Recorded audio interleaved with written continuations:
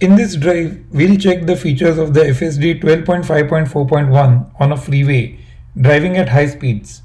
Particularly the related driving skills like ramping speed and merging on a freeway, changing lanes both when manually directed and system driven, and finally the exit. For those unbeknown to driving in these conditions, it's important that the vehicle matches the highway speed in accordance with the traffic in front and carefully merges on the freeway at the safe and right opportunity. As you see, the FSD system equipped with its cameras alone seems to do it seamlessly. I, however, always emphasize on the highest of driver attention and alertness to take over in a split second if needed. This is a very intricate skill and often takes human drivers plenty of efforts to master. It's certainly not something to be taken lightly with the high speeds involved. Further in this video, we'll also check two very interesting features, the AutoPark and the Smart Summon. The former, as the name suggests, enables vehicles to park automatically under driver supervision, and the latter enables drivers to literally summon the car in parking lots and such small areas from their parking spaces. I'll also talk about some important limitations in both of these features in this video, so let's get into it.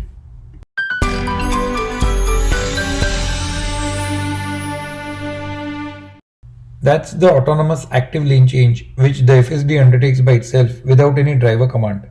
In a conventional active lane change, the FSD changes lanes while on a multi-lane roadway when the right or left turn signal is engaged.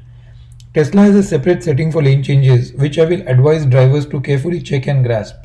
If desired, change the default setting of average to chill or assertive.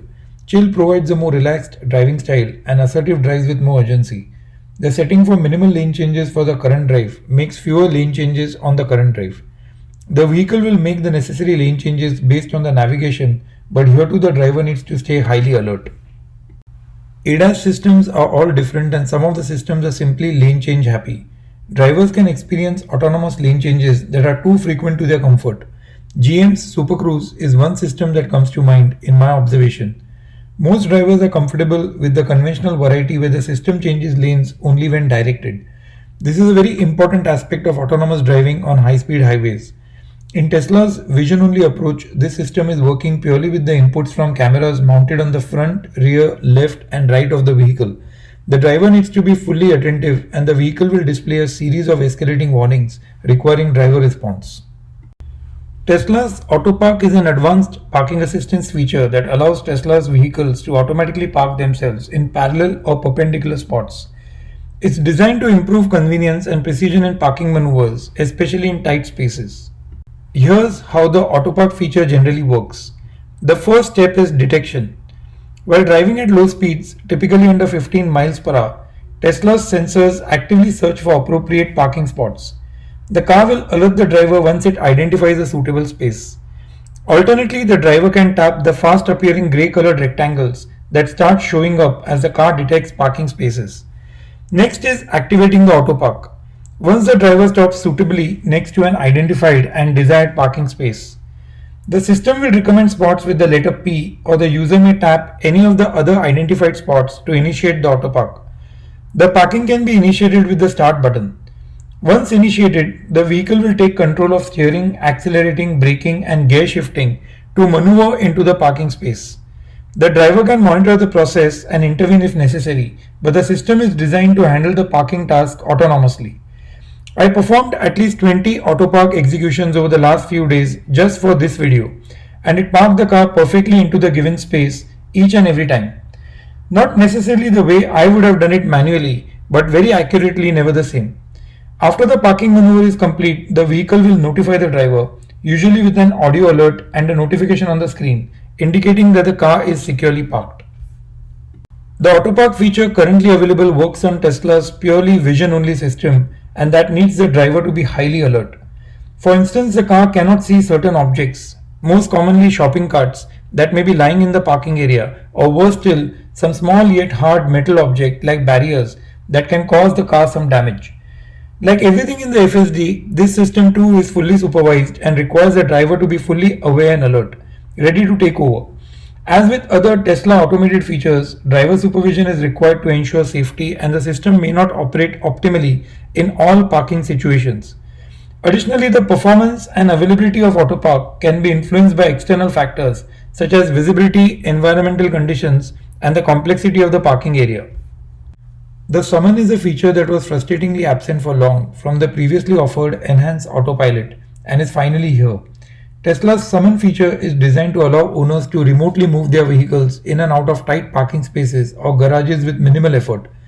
This feature can be particularly useful in situations where space is limited or when you want to avoid the hassle of getting in and out of the car multiple times. Here's a closer look at the summon feature and its functionality.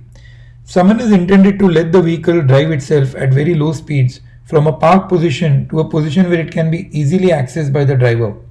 This is helpful in instances such as in narrow garages, tight parking spots, in large parking areas where parking is available far away from the actual destination, or simply when your vehicle is parked among other cars. Initially, Summon could be operated by using the Tesla mobile app or the key fob. With the app, users could direct the car to move forward or backward within a limited range. This basic functionality is useful for controlling the car without needing to physically be inside it. An enhanced version known as Smart Summon is available on Tesla's vehicles with the FSD capability that you can see here.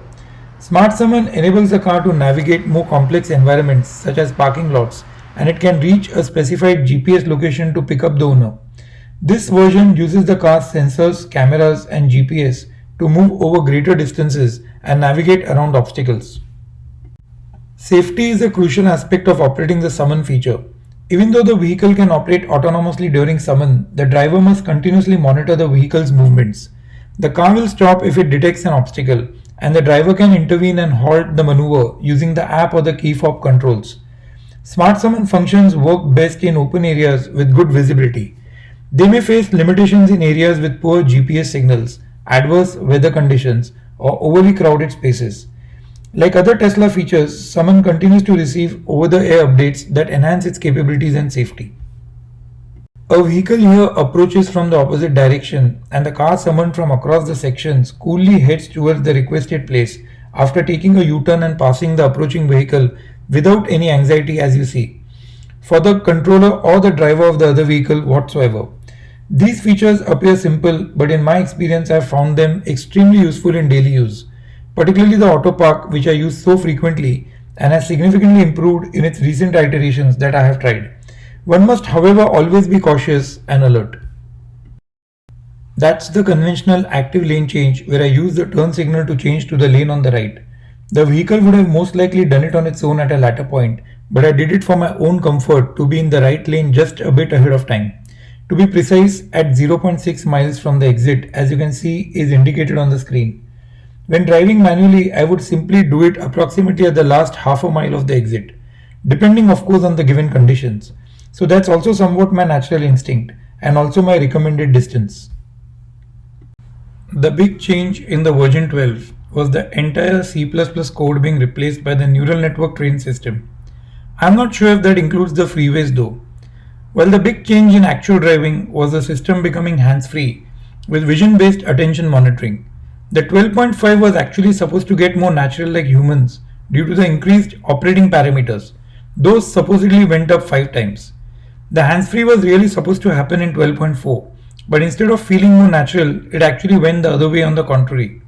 It was a bit like an overthinking system and had to be tempered down, which it now has, and hence the aggression of the system seems far better than previous iterations.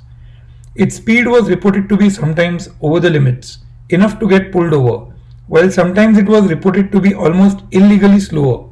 That's improving, I guess, all the time, but there are plenty of reports on those issues.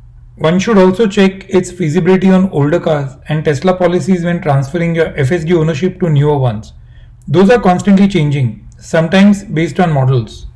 Two very important things which are seldom missed by drivers are checking that the cameras are unobstructed and the vehicle has the latest maps updated.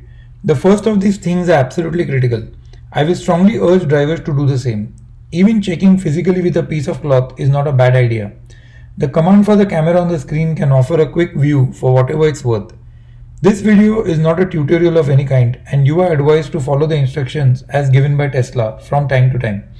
This is purely my review of this system and thoughts that I would like to share based on my experience.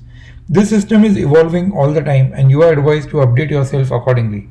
I will try and build as many videos, and stay tuned to this channel to follow this space with me. At the time of making this video, the FSD was available at $8,000. There's really no point assessing the value of a system that's going to constantly improve, and to the many features of which users could eventually get hooked to or have preference for. The FSD 12.5.4.1 is yet another step forward, but not yet anywhere close to full autonomy.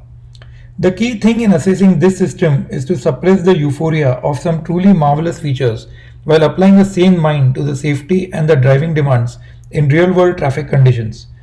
The errors can be easily ignored when you're watching in your living room, or even when you're highly impressed with the technology that pretty much is a first in the world in many respects, especially without any geofencing. Tesla's ambitions with this technology, as we all know, have got even bolder, but to me it appears like heading to some level of geofencing or controlled variables. We'll see. I'll be tracking this subject on this channel, so stay tuned if this interests you. If you'd like to check my side-by-side comparison of a controlled route city driving on the FSD 12.5.4.1 and regular manual driving, you can check that video linked up here or with the link in the description. See you in the next one.